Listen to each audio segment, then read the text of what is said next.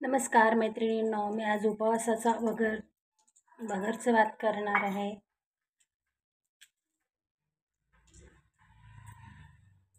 हा कढीपत्ता,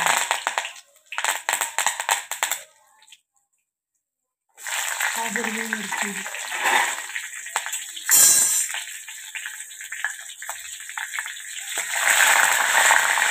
श्रावण महिन्यात उपवास तर भरपूर येणार. कोणाचं 1 महिन्यांचं पण असतं. माझं तरी 1 महिन्यांचंच आहे. तुमचं आहे का? तुम्ही पण ट्राय करून बघा.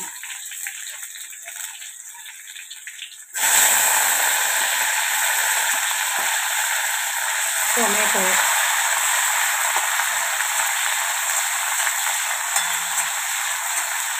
शाबू वगैरे तेच रोज म्हणलं तरी पण कंटाळा येतो. म्हणून थोडंसं काहीतरी नवीन.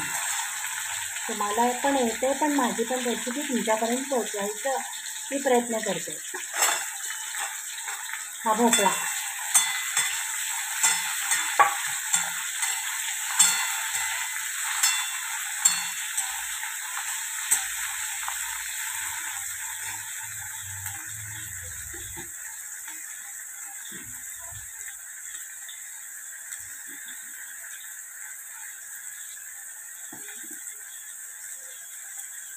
चवीनुसार मीठ.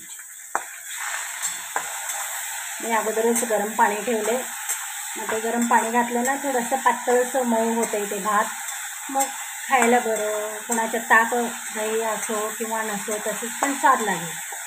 ताक असेल तर ते मोकळं फटफटीत झालं तर बरं, नाहीतर ते घशात अडकून जाईल. म्हणून थोडंसं पातळ गरम पाणी टाकलं की मऊ होतं.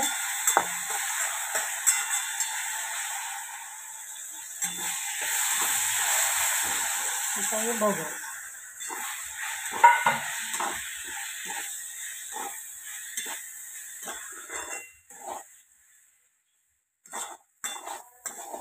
म्हणजे भाजत असते मी कायम. म्हणजे दोन्ही पण ह्यातच. आता तेलामध्ये हे पण भाजून जाईल. नंतर गरम पाणी टाकायचं.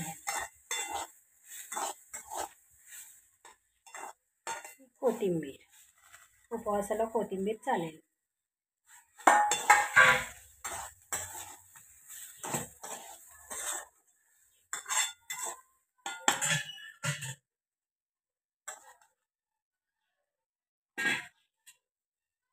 गरम पाणी,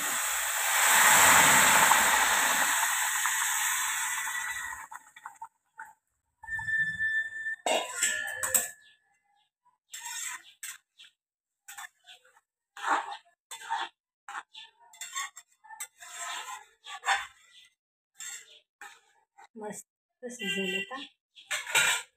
हे शेंगदाणा म्हणजे भाजलेले आहेत म्हणून मी तेलात टाकलं नाही. म्हणजे अजून थोडं करपूस होईल, कडवटपणा येईल म्हणून मी हे तेलामध्ये नाही टाकले. चवीनुसार मीठ तरी टाकले. साखर घातलं तर चालेल, न घातले तरी पण चालेल. आता हे शिजत आहे. मी ह्यावर झाकते म्हणजे छान शिजेल लवकर.